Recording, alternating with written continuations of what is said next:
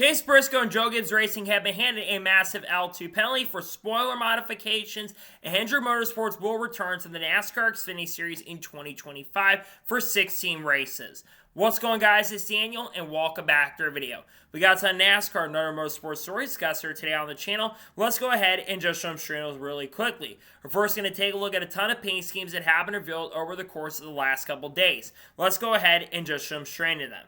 First paint scheme we're taking a look at is Ryan Blaney's 2025 Body Armor Zero Sugar scheme that we'll see this weekend at Atlanta. I think the scheme's alright in my opinion. It's not as strong as like the 2024 or 2023 scheme, but it does look alright. Looking forward to the racetrack this weekend at Atlanta. The next paint scheme we're taking a look at is AJ Allmendinger's 2025 Action Industry scheme that we'll see this weekend at Atlanta. Scheme looks very similar to his 2024 one. It's alright though. We'll see what AJ can do in this car this weekend. The next paint scheme we're taking a look at is Josh Rayum's 2025 Matrix CAD scheme that we'll see this weekend at Atlanta. Car looks alright in my opinion. Do think the colors look very decent. We'll see what Josh can do in this truck. The next paint scheme we're taking a look at is Noah Gragson's 2025 Title Max scheme that we'll see in select races in 2025. Not the biggest fan of this scheme, but it's really nice to see that Title Max will sponsor Noah Gragson. Great to see his sponsorship for this weekend at Atlanta. The next paint scheme we're taking a look at is Ben Rowe's 2025 Campers in RV scheme that we'll see in select races in 2025, including this weekend at Atlanta. I think the truck looks really solid in my opinion. I love the orange. I like the black number. It looks decent. Looking forward to seeing on the racetrack at Atlanta. The next paint scheme we're taking a look at is Tyler Reddick's 2025 Xfinity scheme that we'll see this weekend at Atlanta Motor Speedway. I really like the colors on this car. I think 2011's had an up and down year in regards to their paint scheme portfolio, but I do think the car looks solid. Looking forward to seeing on the racetrack this weekend at Atlanta. The next paint scheme we're taking a look at is Brad Perez's 2025 Apex scheme that we'll see next weekend at COTA. Love the colors of it. Love the colors of the Alpha Prime Racing design, and I think it's great that Apex is back working with Brad Perez this year. The next paint scheme we're taking a look at is Chandler Smith's 2025 Quick Tie scheme that we'll see in quite a few truck races in 2025, including this weekend. Looks very similar to his Quick Tie truck from last year and car last year from Joe Gibbs Racing, and also his car he had at Daytona. It does look good. Looking forward to seeing on the racetrack this weekend. The next paint scheme we're taking a look at is Harrison Burton's 2025 Dex Imaging scheme that we'll see in around 8 to 10 NASCAR Xfinity races in 2025. I really like the color of it, but it's absolutely different. It's not the same look we've seen from Harrison Burton in the past, but I do like they're changing up the look for Harrison Burton this year. The next paint scheme we're taking a look at is Grant Enfinger's 2025 Champion Power Equipment scheme that we'll see this weekend at Atlanta Motor Speedway and a lot of races throughout the year. The iconic Champion truck is back. It looks good, looks very nice. Doesn't really have to change much to it, but it does look pretty good. And the final paint scheme we're taking a look at is Carson Ware's 2025 Hitch Go scheme that we'll see in the NASCAR Xfinity Series race at Atlanta. I like the colors of this car. It looks really good. I do think that my Carbon's team knocked this one out of the park. The colors look pretty good in my opinion, and I'm definitely looking forward to seeing on the racetrack this weekend at Atlanta. It's a nice looking car overall, to be honest with you. And now we're going to head on to the next story of today's episode as we're talking about Caymus Vineyards. As it was announced early this morning, the Caymus Vineyards will sponsor Cole Custer for 3 races in 2025. And one of those sponsors will, I believe, will sponsor him at Homestead Miami Speedway in a couple weeks from now. Caymus Vineyards have been in association with the Haas Factory organization or Stewart Haas Racing for a couple years. They, of course, sponsored Ryan Preece in a few races in 2024, and now they're back for 2025 with the Haas Factory team. They're going to sponsor him, I believe, at Las Vegas in a couple weeks, and I think one of the sponsors at Homestead Miami Speedway as well. I think it's a really huge deal for the team to have Caymus Vineyards sticking around and working with the team going into this year, and pretty happy to see that they'll be working with them, as I think it's a huge deal to have a pretty big team and have Caymus Vineyards working with the program in 2025.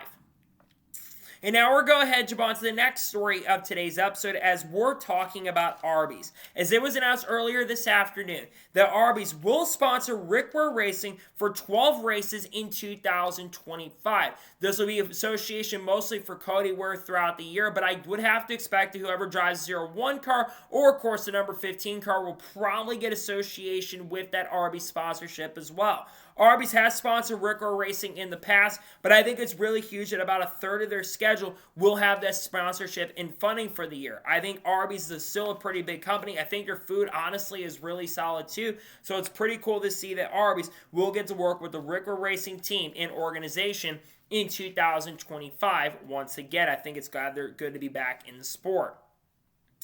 And now we're going to head on to the next story of today's episode as we're talking about Xfinity. As it was announced a couple days ago that Xfinity has signed an extension with 2311 Racing for multiple years. They will be doing some of their stuff in regards to their shop. They're going to have a big association with that. And they're also going to be doing some other big stuff like commercials like they did with Tyler Reddick as well this past week. I think it's great that Xfinity is staying with 2311. They've lost some pretty big sponsorship this year. Dr. Pepper is no longer associated with 2311 Racing, and also Moneyline is no longer existing, so they need to find a way to bring those new sponsors in for the remainder of the year. And to see that they are going to have Xfinity for the foreseeable future, I think that is huge. I think that contract for them goes through 2027, I believe. So they have basically a couple extra years to work with Bubba Wallace and, of course, Tyler Reddick this year. Good to see Xfinity sticking around and working with 2311 Racing once again in 2025. And now we're going to head on to the next story of today's episode as we're talking about Chumba Casino. As it was announced earlier today that Chumba Casino will in fact sponsor 2311 Racing in select races in 2025. They're going to sponsor Riley Herbst and Bubba Wallace at Circuit of the Americas next weekend, and I believe they're going to sponsor Tyler Reddick and other races in the near future that were not announced at this time. The number of primaries for the Chumba Casino machine have not been disclosed, but I would have to think that we're going to see that car on the track for probably around 6 to 12 races across all three drivers throughout the year. Chumba's coming in as a replacement, I believe, for Moneyline going into the year. So having a company like Chumba Casino come in and some of the gambling brands working with it, which of course NASCAR is looking to upgrade on that front, I think it's absolutely huge. I think the cars do look pretty good too, in my opinion. So pretty awesome, great to see that Chumba Casino will get to work with all three drivers from 2011 Racing. Maybe that fourth car as well that Corey Haim's going to drive could certainly be a possibility as well. But glad to see that they'll be working with them once again in 2025. And now we're going to head on to the next story of today's episode as we're talking about Jack Quaid. As it was reported by Bob Pockrass late Wednesday afternoon that Jack Quaid will give the command for the Cup Series race at Circuit of the Americas next weekend. Jack Quaid has been associated with many movies and many things in Hollywood, and it's pretty cool to see that Jack Quaid, who still does some stuff currently at the moment, is going to be given the command. I think he'll do a really solid job giving the command when it comes to COTA, because COTA's one of the bigger races that NASCAR Cup competition has, one of the bigger in regards to ratings for NASCAR, especially when it comes to road courses. I think having someone big like Jack Quaid, who's been around for a long time, getting the chance and opportunity to give the command, I think that's a really awesome deal. And again, I think it's really awesome and great to see that Jack Quaid will get the chance and opportunity to give the command for the Cup race at COTA. I think he'll do a really solid and a pretty good job, in my honest opinion. And now we're going to head on to the next story of today's episode as we're talking about the Atlanta purse money for this weekend. So every time you have a NASCAR Cup, Xfinity Series, and Truck Series race, Bob Pockrass puts out the purse money for the event. And according to Bob, for the Cup race, it's $11,055,250. For the Xfinity race, it's $1,651,939. And for the truck race, it's only $782,900. For the Cup Series, that's still really good money, all things considered. A lot of times you don't see that number over $10 million, except at the Daytona 500, which of course had $30 million this year. For Xfinity, that's some pretty good money, all things considered. Xfinity's been going up a little bit recently, especially with the CW deal. And then the Truck Series, unfortunately, they are struggling for money. I think that's one of the reasons why the Dodge stuff is really, really huge of them potentially coming in. I wish the purse money was better, at least for the Truck Series. Again, the Xfinity Series has some good purse money for the weekend, though. And I do think for the Cup, they're in a really good position. I think overall the purse money is pretty good for the series, in my opinion. And it's good to see that the purse money has been revealed with Cup having the most as expected. To be honest with you, wasn't surprised or shocked about that, to be honest.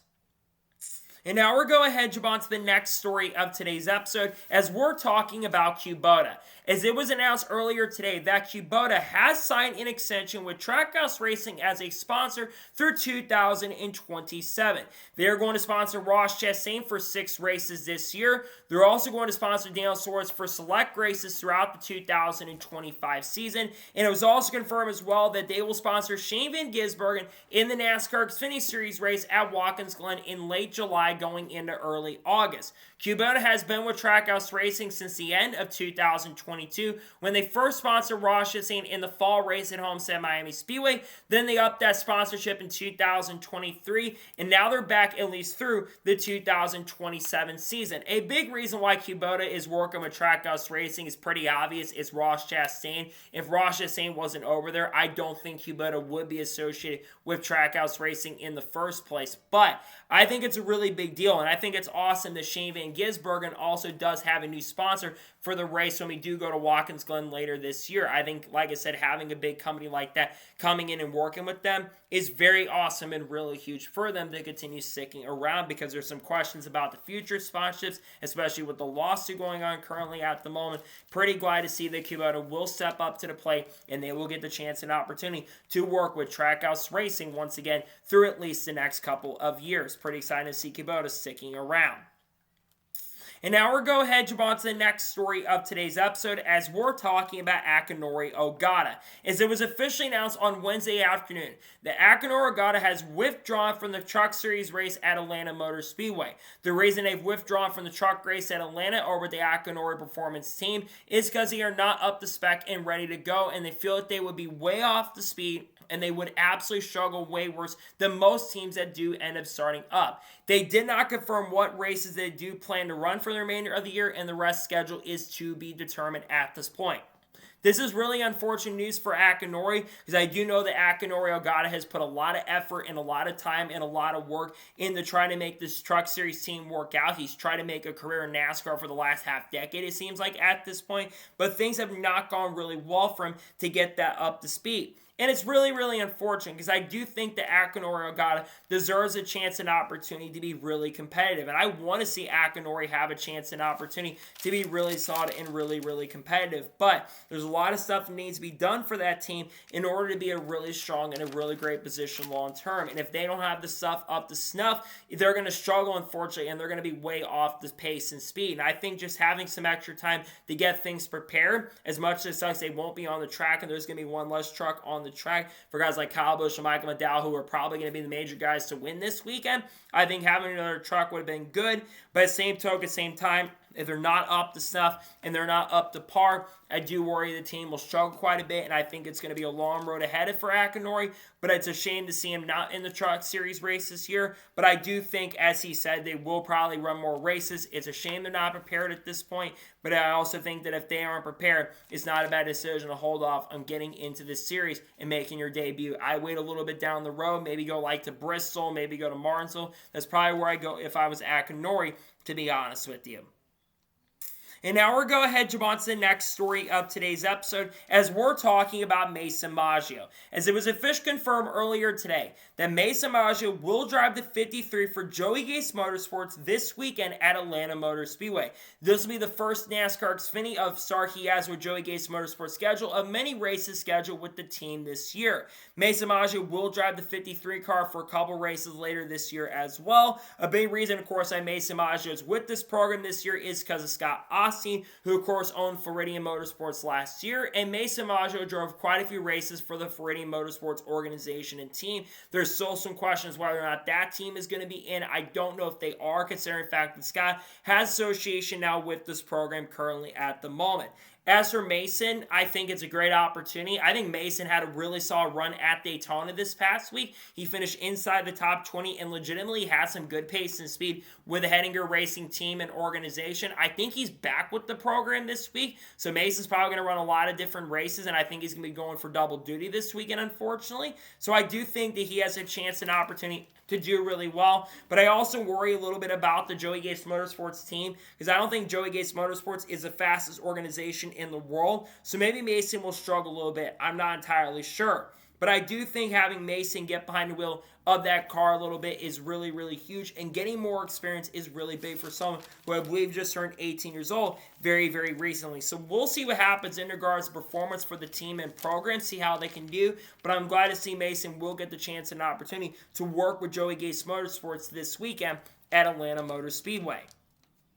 And now we're going to head on to the next story of today's episode as we're talking about Xfinity Super Speedway racing. As many reporters in the industry have gotten updates in regards to the rule book for the NASCAR Xfinity Series. And one rule that's caught a lot of people's attention, including Matt Weaver and Jonathan Fells, is in regards to locking bumpers in the NASCAR Xfinity Series. Now, the old rule had been if you have locked bumpers at any given time in the race, NASCAR would not only black flag the person that's pushing the car, but also black flag the person getting pushed. Therefore, both people would be in trouble because of what happened in 2012 at Daytona. We had a bunch of big wrecks and big carnages, and I also think 2013 at Daytona, when we saw Kyle Larson go up in the cash fence, was another pretty big reason why they stopped doing the double tandem stuff, and they got rid of that in early 2013, even though I think that's hurt the racing in Xfinity just a little bit as super speedways.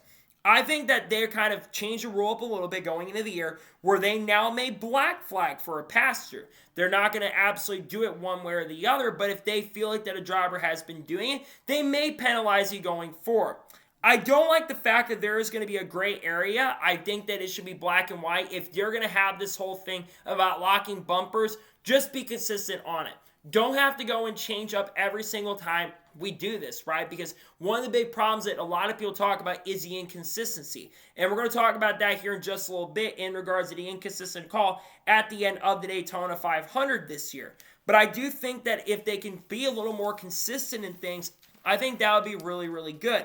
Again, the big problem is NASCAR does not know how to be consistent, and I think that's a really unfortunate thing. I think for NASCAR, that's a big area they really struggle to get down at this point, is in fact they cannot be consistent on anything, it seems like, at this point, and that's what makes the fans get really frustrated and really upset in regards to situations and decisions. I really hope NASCAR can clean up some of that going forward, but I don't think they are. They've got a big problem, like I said, on the consistency side of things. I really hope, like I said, they can figure that out, but I think seeing this new rule tells me where NASCAR's head is at right now, and I feel that there's going to be a lot of issues in regards to consistency going forward on that front, in my honest opinion. And now we're going to head to the next story of today's episode as we're talking about Circuit of the Americas. Now, I believe it was Matt O'Brien on Twitter who reported on this, but he basically showed the new layout that is going to be coming to Circuit of the Americas this year. And when you take a look at the new layout, it's obviously going to be a shorter circuit that's going to be taking place. It's not going to be the supercar layout that people have suggested. It's going to be a little bit longer than that. If you take a look at this new circuit that is going to be coming into play, there's one area that caught my eye, and that is Turn 6A. Turn 6A is extremely, extremely tight. You're only going to be able to fit probably one car around that corner, and you're probably not going to be able to fit two cars around that corner. What I worry about is the fact about people completely sending it in and running into the back of cars, especially during the Xfinity race and the Cup race as well. My big concern, like I just said a second ago, is the fact that while I do think having a tight corner won't be as bad for the next-gen cars as it is for the Xfinity Series cars, Xfinity cars don't have as good of braking as the trucks do, I think someone's going to get pile drive and plowed through by someone 30 positions back. Looking at you, Joey Logano. But I do think that NASCAR, really, when they conjured this up, I'm glad they didn't go with the supercar layout, because apparently, according to SVG, that layout would have absolutely been horrible and would not have been the way to go. So I guess going with this layout made a lot of sense. But I do worry, in a sense as well, that there is going to be some chaos that's going to happen. And I know NASCAR loves chaos, but I think for some of us who want to see less and less chaos every single week, I think that we're going to see a little bit more chaos that I think many of us are expecting, which isn't shocking and surprising, right? Because NASCAR, like I already mentioned and said, they really, really like the chaos factor. And if they feel like they're going to get their money's worth, and if NASCAR really feels like that they're going to enjoy it, they will do what they want to do to make themselves a little bit happier. Overall, it doesn't shock or surprise me to see they want a little bit more chaos in their system, and I think that there's going to be a lot of chaos when we do get out to Circuit Americas this week. It won't shock me if there's some pretty big wrecks that do in fact end up taking place when we get there next week at Circuit of the Americas. And now we're going ahead, jump on to the next story of today's episode, as we're talking about Tony Kanaan.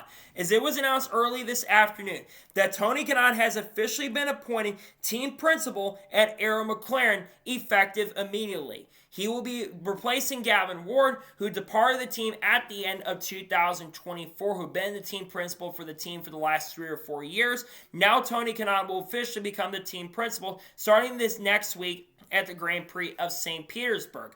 This isn't a shock or surprise. Tony Kanaan has been obviously involved with Arrow McLaren over the course of the last couple months, and Arrow McLaren has been having a lot of reshuffling. They've brought new people in very recently. Of course, Nolan Siegel is going to be full-time with the team after joining the team halfway through the year. They, of course, do have Christian Lundgaard, who's joining the team full-time this year, and you need someone in there who's going to be able to help them and coach them through time and time.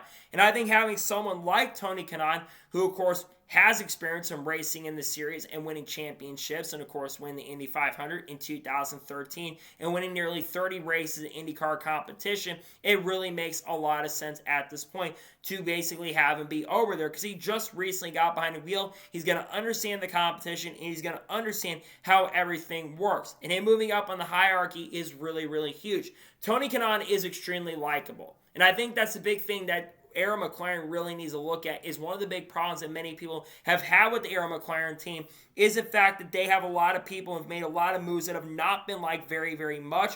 And that does concern me in a sense for Tony Kanaan, because I don't think Tony Kanaan is the problem over there. But I do, which again, I don't think he is the problem. He's not the one really making decisions. But now he's going to be helping make a lot of decisions for the future of Arrow McLaren. And like I said, McLaren has been behind a lot of very questionable decisions, like what happened to Teo Pacher in 2024 when they were supposed to put him behind the wheel of the car.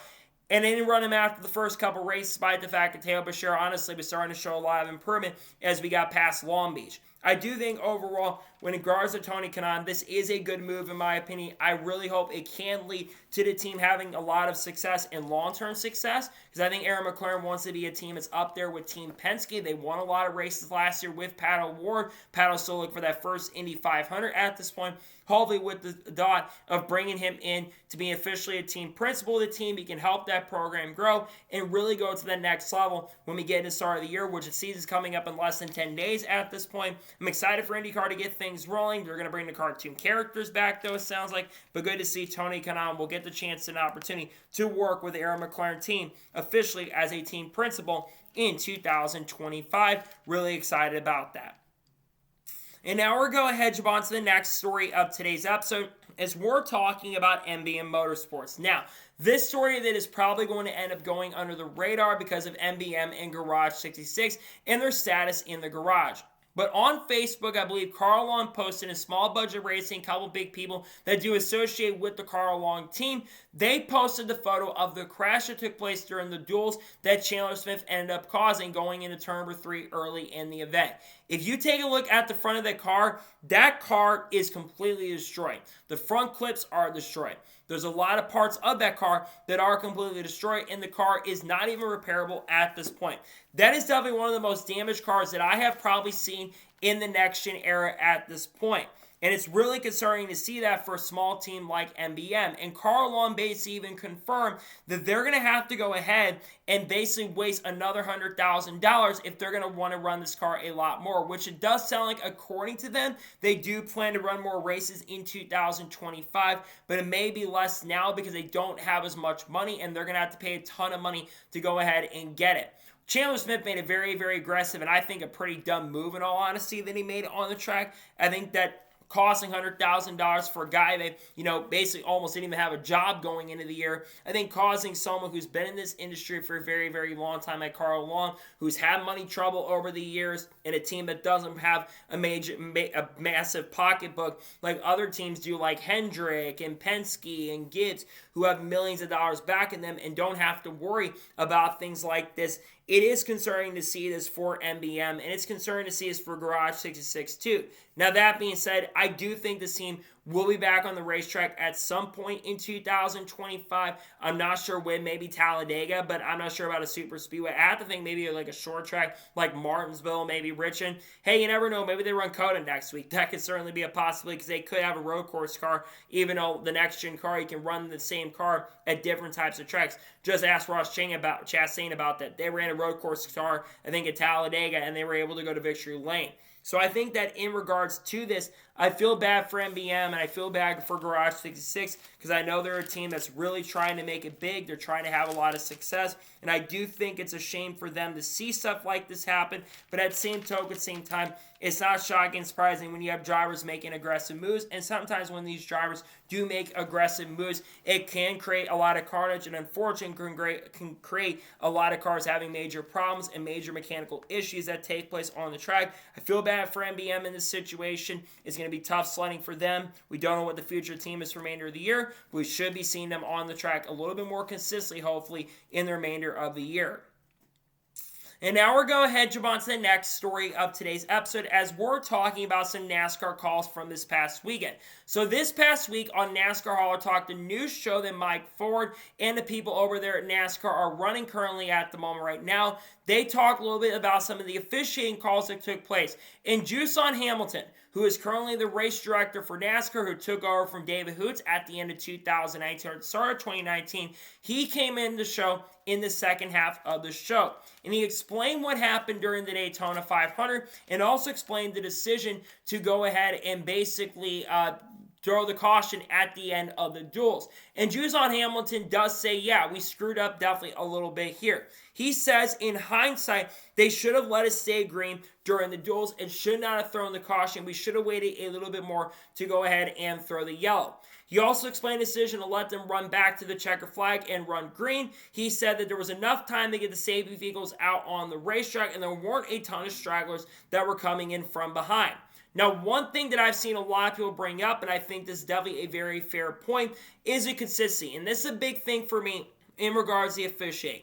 Do I think that NASCAR made the right call on Sunday? Yes, absolutely. I think NASCAR letting them race back to the line on the white flag of the race, especially with the wreck being basically almost to turn number 3, with them having enough time to slow down. Yeah, I definitely do think they made the right call overall. Here's the issue is inconsistency, and I think that's a big problem that a lot of people have had is NASCAR's inconsistent issues, and that's something they really need to address and really need to clean up on. How is it that you can throw a caution that happened on Thursday when they're 100 feet from the start-finish line, but then let them race back to the line?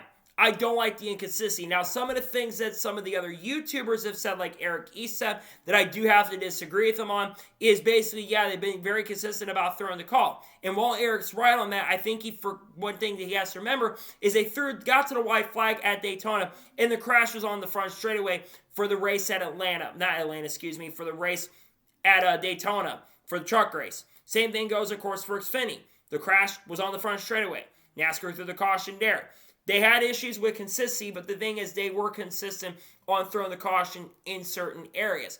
The thing is like the problem is what happened Thursday. And I think that at least NASCAR knows they do have a problem with officiating, and they've had issues with the inconsistency, and I'd love to see them try to figure this out going forward. The problem is I don't think anybody knows what is going to be a caution and what's not going forward and what's going to be the problem with the consistency. I think that's something that does need to be fixed going forward, and I really hope NASCAR can address these issues because there's no reason we should be having inconsistent calls as much as we've been having.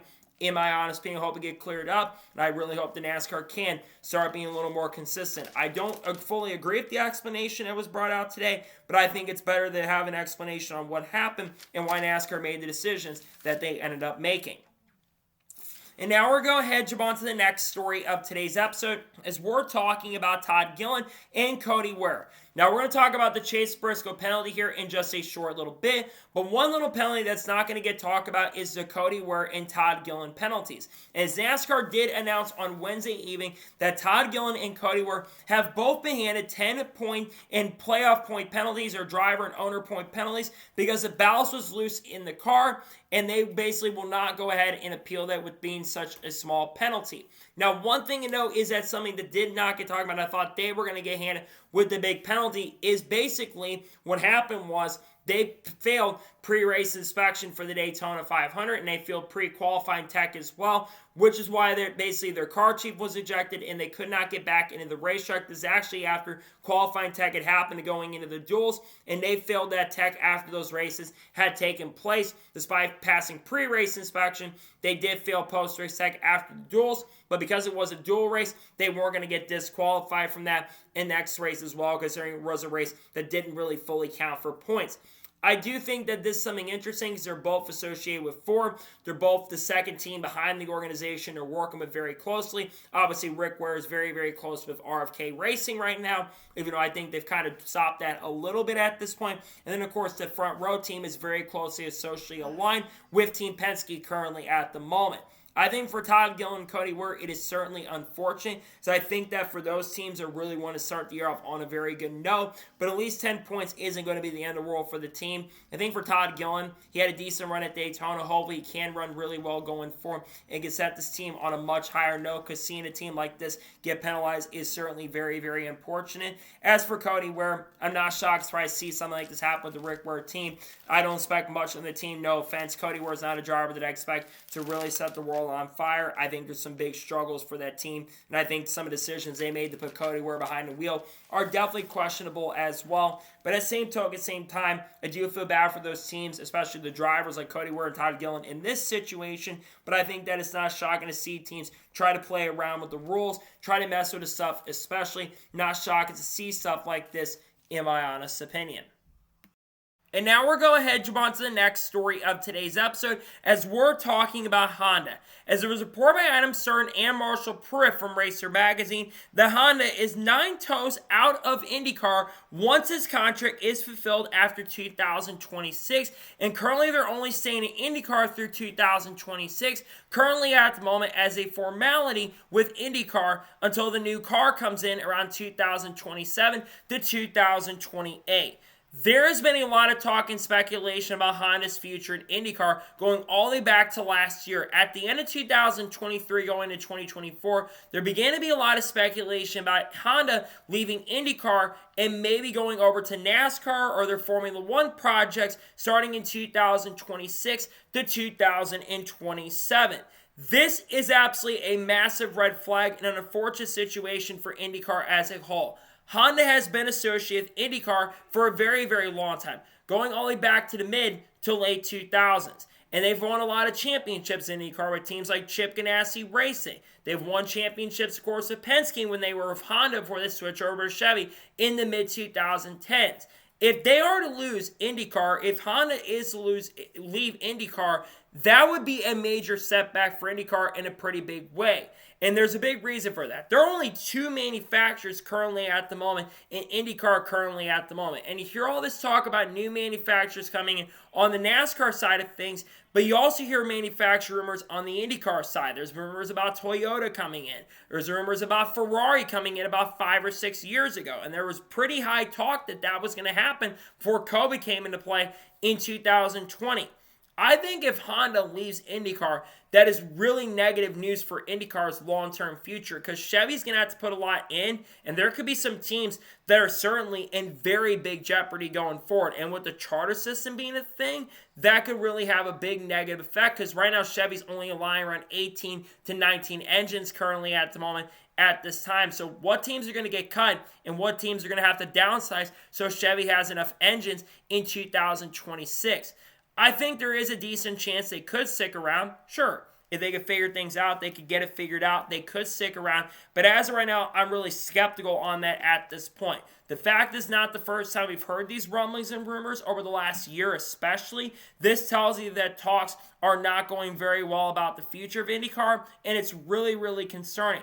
I think if there's anybody that can turn it around, it is certainly Doug Boles. I think Doug Boles, of all people, can really turn it around and figure out the situation over there. But at same time, like I've already mentioned and said, it is very concerning to see that there's a lot of talk about this Honda stuff and them leaving IndyCar. If they leave IndyCar, there is going to be a lot of trouble on the horizon. I think the future IndyCar is definitely going to be uncertain if Honda does leave IndyCar at the end of this year. Really not liking to hear this news, and pretty disappointing news overall, in my honest opinion, if they do in fact end up leaving.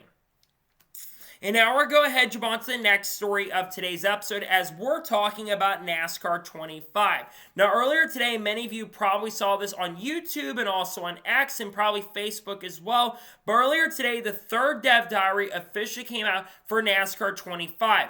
And it focused a lot on the career mode that's going to be coming into the game for the year. The reason, according to what they said, like John Steiner, people that work over there, why they're bringing a lot more of the ARCA drivers, the Xfinity, the Truck Series, and also the Cup Series as well, is so they can have an in-depth career mode. From the video that I saw today, and many of you probably saw, there's a lot of positive things that I could take a look at. Number one, there are going to be expenses. One big thing that a lot of people have been asking for is expenses in the NASCAR game, like they have with NASCAR Thunder 2004. It creates that immersion that you're going to have to be very careful and very cautious with the money that you're going to be having to spend. There's also going to be an aspect of social media coming into play with NASCAR 25. Some of the biggest social media influencers, probably not me at this point, but some of the biggest social media influencers are probably going to end up being in this game.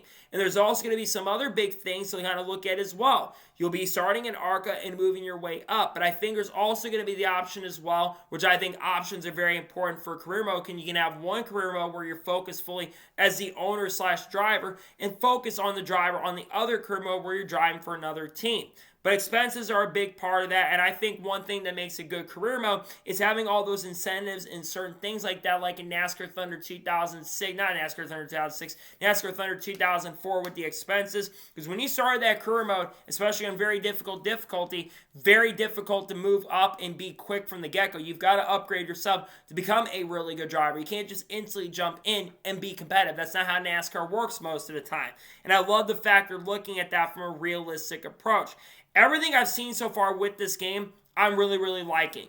The big question is going to be the physics. If the physics are good and the gameplay is good, that will sell me. Because we've been promised a lot of this stuff in the past from some of these companies, and then it doesn't end up being the best results that everyone's looking for. Everything I'm seeing from them, because I do trust these guys a lot more than other people, I do have confidence in iRacing, but I do have to see more, and I want to see some gameplay really soon, because if the gameplay is really good, it's going to sell me at this point. But everything I've seen so far, it shows that they really, really care, and I really like what I'm seeing in regards to NASCAR 25.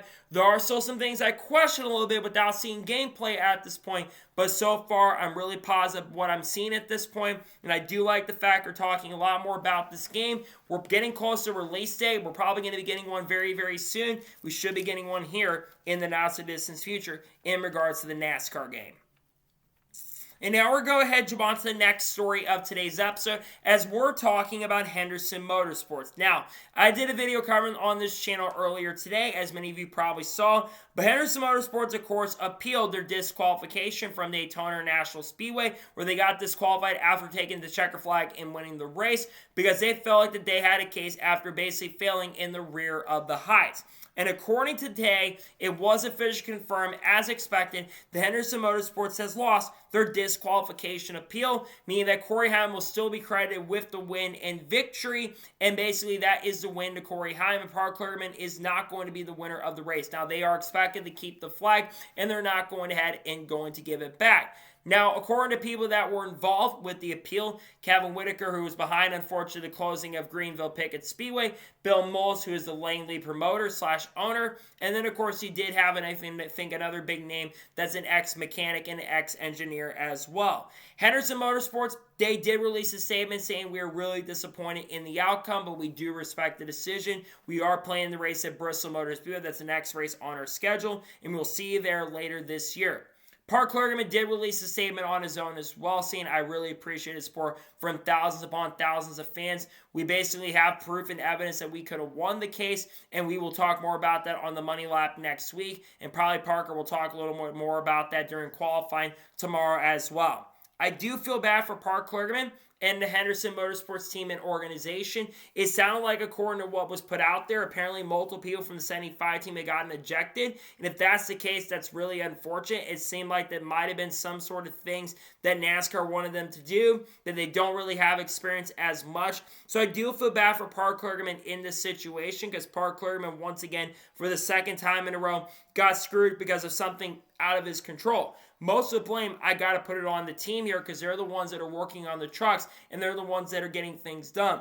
But if Parker can't provide the evidence to show they were basically maybe a quarter of an inch off in some areas, they're about an eighth of an inch off in certain areas, which, by the way, an eighth of an inch is quite a bit, especially in technical inspection. But if they can prove and show that they were not low in that area, then maybe they could turn it around, but they can't appeal it at this point. It's an expedited appeal according to Bob Parker, so when it comes to disqualifications, they can't do that. But it's very rarely in these situations with disqualification appeals, they do get overturned. Basically, Sam Mayer's team, the one organization, they appealed their disqualification from Talladega last year. They thought they would win. They thought would have enough evidence to show. And then they were like, no, they didn't have enough evidence. But the warning to me was a little weird, and I kind of think about it now. Them basically saying that more than likely than not they failed. So is it definitive? That's one thing I kind of want to ask myself.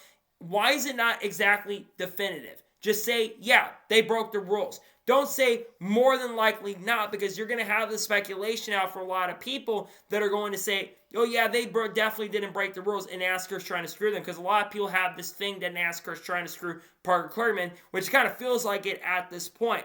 But if they did break the rules and they did mess with the cars and the truck especially, then yeah, I think then NASCAR did make the right call. But the big problem I think a lot of people do see at this point with Parker Kligerman is this is the second time this has happened. I think for people saying that Corey Heim gets favoritism, all that stuff, no, that's not true. Corey Heim literally got disqualified for missing lug nuts. So if we're talking about favoritism, I don't think that Corey Heim should be getting anybody talking about favoritism, especially from social media that I saw today. At the same time, I do feel bad for this team. I do feel bad for Henderson. It's good to see that they're going to be back on the track a little bit more later this year. But I do feel bad for the fact in regards to disqualification and they couldn't win the appeal. They thought they had a chance. It would have been interesting if they were going to win. But honestly, it's not that really shocking and surprising to see them not win the appeal. It's not the most shocking thing overall. In my honest opinion, they can't do another appeal, so that's it. Disqualification will stand, and we will have Corey Heim the winner at Daytona. And now we're going to jump on to the next story of today's episode as we're talking about Cleetus McFarland. There has been a lot of talk and conversation around Cleetus McFarland after making his ARCA debut this past weekend at Daytona International Speedway. And we also talk about TV ratings as well. And over 1 million people for the first time in a long time tuned in to an ARCA race on Main Fox, the most watched ARCA Daytona race since 2013. And a big reason for that is because of Cleetus McFarland. Now, Cleetus McFarland also got a lot of attention for how big of a personality he is and is one of the most likable people. He was, of course, on the Dale Jr. Down this past week with Dale Jr., and he talked a little bit about YouTube and the grind, among other things, and burnout, which is something that I deal with from time to time as a YouTuber, and kind of figured out what you want to do for business side of things.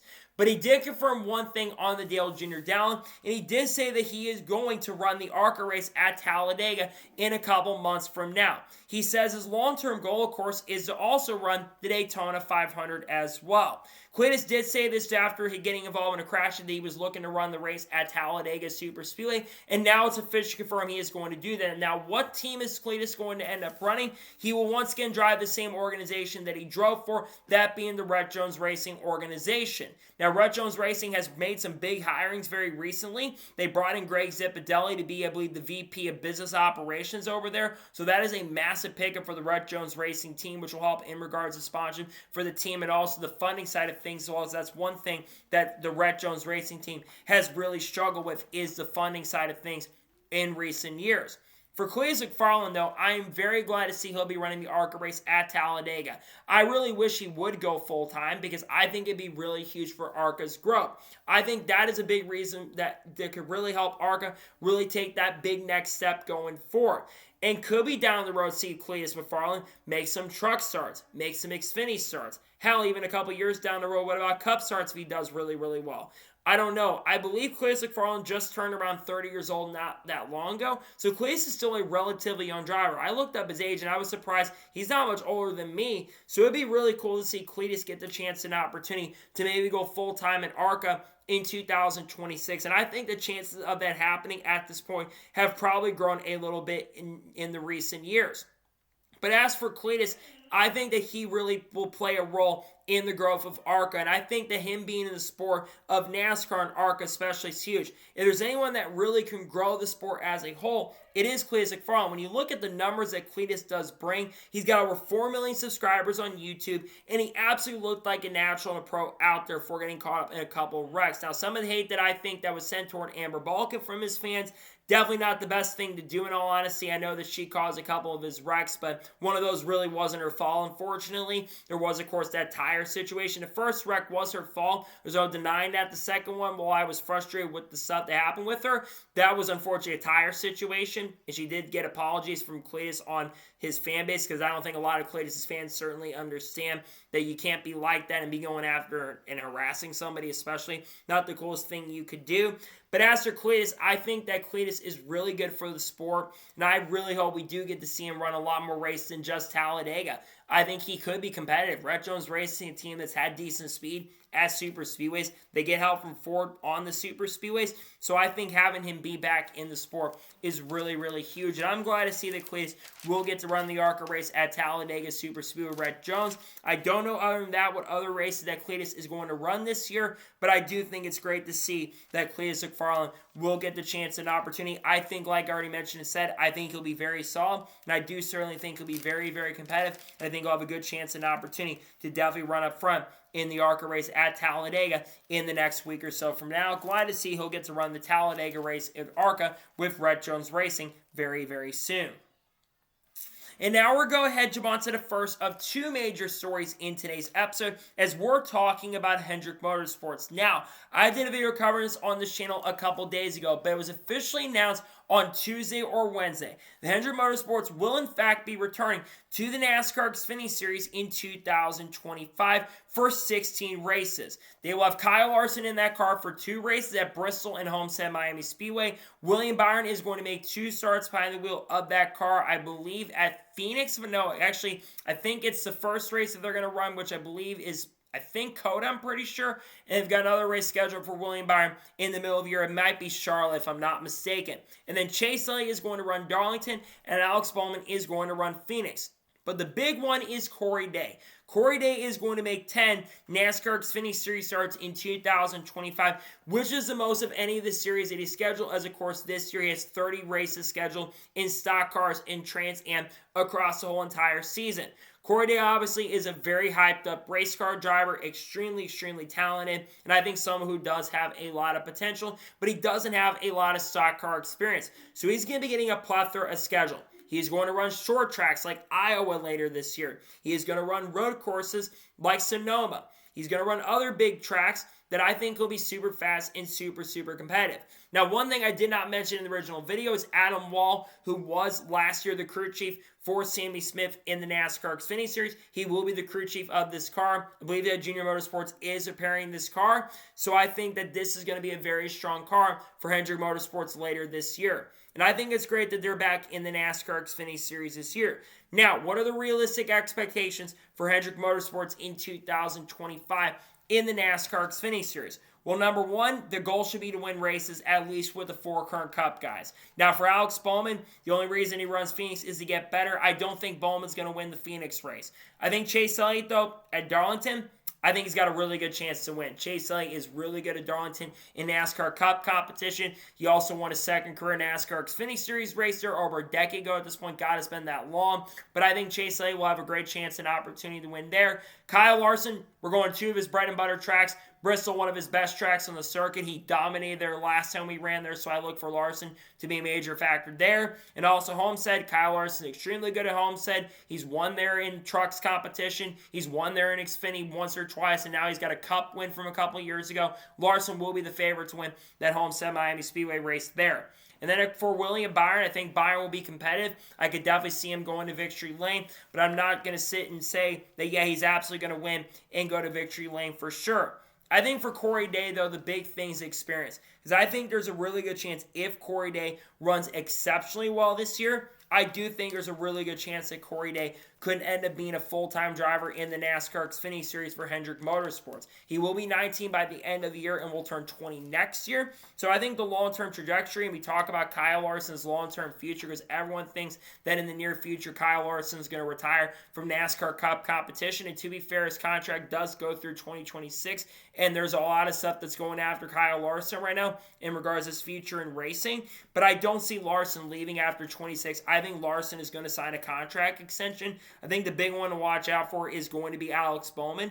Bowman's contract does technically go through 2026, but there are some questions in regards to how long Alex Bowman is actually going to stay with the program at Hendrick Motorsports, considering every year it seems like Alex Bowman's a free agent. Everyone's talking about his contract, him getting replaced, despite the fact Alex Bowman last year had a really consistent year and was up front a lot more than people realize, and I don't think a lot of people really give him credit for how well he ran last year.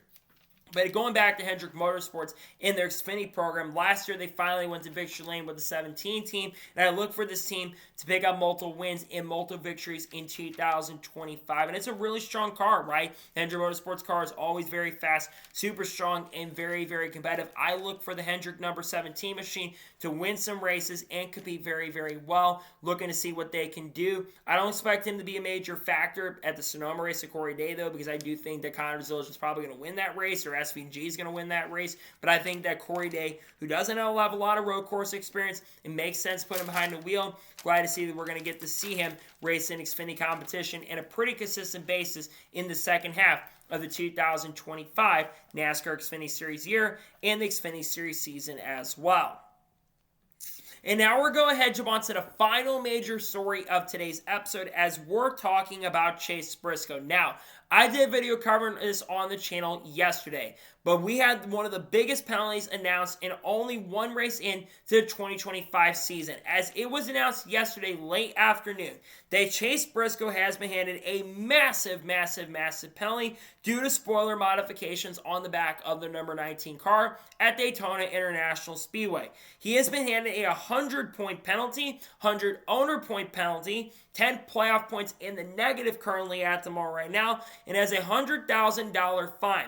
And James Small has been suspended for the next four NASCAR Cup Series events. Now, since the time that this announcement did come out about Chase Briscoe being handed a massive penalty, Joe Gibbs Racing has announced that they are going to appeal the they are going to appeal the ruling on Chase Briscoe at this point.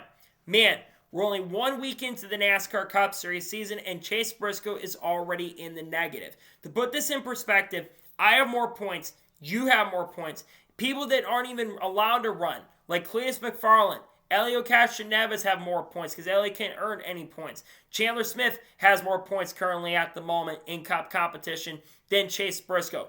It's really unfortunate for Chase Briscoe because this is now the second time that Chase Briscoe and him have been involved in getting some sort of big penalty. We go back to, I believe, the 2023 where they had a NACA situation for Stewart-Haas Racing, and Chase Briscoe's team got handed the gauntlet with an L3 penalty, 120 points, and basically, I believe, a $150,000 or $250,000 fine, I'm pretty sure, which is absolutely insane for Chase Briscoe, who did nothing to the back of the car. But I think this also could explain a little bit in regards to the speed they had out of nowhere at Daytona with the Toyotas, because if it's spoiler modification, it would make a lot of sense. It'd create less drag on the car, according to Bosey, which probably helped and really played a major role in why we saw that car have a ton of speed and a ton of pace. Now, in regards to big penalties like this, in regards to modifying parts, NASCAR does not want these teams modifying the next-gen parts. They're very, very strict on that, and that's one of the reasons why they do bring out these massive penalties. We've seen, of course, with Stewart-Haas Racing in the last couple of years, though they no longer exist. We saw Kevin Harvick get a 100-point penalty in 2022. They pretty much said, we're not going to go ahead and appeal because they saw what happened to Brad Keselowski. We all know about the Hendrick Lubricate situation. We saw all 400 drivers, Alex Bowman, William Byron, Kyle Larson, Chase Elliott, they all got handed massive penalties. They appealed. They somehow won their appeal in some way. They didn't fully win their appeal, but they won it. Then, of course, you had the 60-point penalty that Bowman and Byron would end up receiving, and then NASCAR basically got their message. 31 team originally lost their DQ appeal, but then, of course, they won it after all the backlash they received. RFK got a really big penalty not that long ago. And then, of course, there's other teams over the years, like Michael McDowell in the 34 team got handed one not too long ago as well, back in 2023. So I think in regards to appeal and NASCAR changing the appeal rules since what happened to Hendrick Motorsports 2 years ago, I think NASCAR obviously knows that they cannot let stuff like this get away, and they cannot let basically the garage run rampant at this point. That's why NASCAR has these rules, unfortunately, in regards to their systems and messing with the next-gen parts and the single-source vendors. That is a big, big, big, big no-no, and I think it's going to be very difficult for them to win it at this point. Either they're going to get rid of it, they're going to win the appeal and get all their points back. Sounds like, what according to Joe Gibbs Racing, what they said is that it's something that they had really no control over. Well, it's something that Chase Briscoe had no control over, and it's something that we had a little bit of control over, and it's an assembly issue and a wear factor, which if what is true, and if that is actually true, then I do think there's a decent chance and opportunity for the team to win the appeal. The problem is in regards of modifying single source parts, regardless if it's a wear or not, if it's something that basically ended up happening and they were told to go ahead and do that, then they could win the appeal. But I think it's very unlikely at this point for Chase Briscoe that team is going to win the appeal. A really unfortunate situation, too, because, one, James Small is under a lot of pressure this year. James Small knows he has to perform at a very strong level, and I think that he probably played a role in them having the situation happen that truly ended up happening to them. But then you think about the other big factor, and that's the fact that Chase Briscoe is at negative 67 points. It will take probably till we get to race 4 or 5 of the year for Chase Briscoe will have positive points. Now, granted, he's a pretty good road course racer, so probably get back in positive points by the end of this week. But I think there's going to be a lot of scrutiny and a lot of talking about this week in the media center. And I do feel for Chase Briscoe because he's not the one messing with the car. And it starts off working with Joe Gibbs Racing, wins the Polar 500, and you're thinking, oh, this relationship between Joe Gibbs and Briscoe started off on a great note. And then you see how many points Briscoe's behind, 67 negative, and he's 100 points already behind Chase Elliott, who's 7 points currently at the mall right now. I think if you are Chase Briscoe, you certainly have to be concerned. I think the big thing right now for them, I think the big thing that they're going to have to fully focus on is winning at this point. Do I think they'll have the speed to make up all those points and get into the regular season top 10? Sure. I think they'll have a chance to do that. The problem is that these teams are going to start pulling away, and I think that gap is going to be even a lot bigger with negative coming into effect at least for the next couple of weeks. Until Chase Briscoe gets back into the positive side, it's very likely at this point that he will be falling even farther and farther behind because of something that he had no control over, unfortunately. So it's a really tough break for Chase Briscoe to be handed a pretty massive penalty, and I think it's going to be very tough for that team to recover from what happened there. So as much as I do feel for Chase Briscoe, NASCAR does have these rules. If they feel like you violate these rules and you mess with the next-gen single-source vendor parts, you're very likely going to have a chance and opportunity to not win. So in regards to appeal, do I think they'll win? Very unlikely at this point. I think if NASCAR, they're not going to let you mess with the parts, even if it's wear. So I don't see them winning, unfortunately, as much as some probably would like to see Chase Briscoe win. I don't see them winning at this point. I think it's going to be certainly very, very difficult for Chase Briscoe and that number 19 team to win the appeal, in my honest opinion. So, that is going to be today's special breaking massive news report on all the news over the course of the last couple days. One thing, guys, for watching. Please subscribe to the channel, notifications on, so if I win a video, it does go live on my channel. Follow me Twitter, Facebook, and Instagram, and support me on Patreon as well. Let's go some more of that and comment your thoughts below on today's episode. What are your thoughts about Chase Briscoe's big penalty, and do you think he'll win the appeal or not? Let me know your thoughts in the comments below. And what are your thoughts on Hendrick being back in Xfinity competition this year? Let me know your thoughts in the comments below. There shouldn't be more content dropping on the channel, but I might do reactions to NASCAR Xfinity Series qualifying later today. Then tomorrow we're going to have reactions to Cup Series qualifying from Atlanta. And then, of course, we are going to have reactions to the Truck, the Xfinity Series race. And we're also, of course, going to have reactions to the Cup race on Sunday, the starting lineup video, and maybe a Shane Van Gisbergen video dropping as well. We're going to have content of people like Haley Deegan, Shane Van Gisbergen, Carl Hurts, Kurt Busch, Kyle Busch, Eric Almirola, Kyle Larson, Chase Elliott, Ross Chastain, William Byron, Alex Bowman, Joey Logano, all that good stuff coming soon. Chandler Smith, Frankie Muniz, Donald Trump, all the good stuff. KSI, Logan Paul, you name it. All the good stuff will be coming on the channel very, very soon. So anyways, like I said, I want to thank you guys for watching today's episode, and I'll see you guys next time for more great, awesome NASCAR content and other motorsports content on the channel like this. Take care, everybody.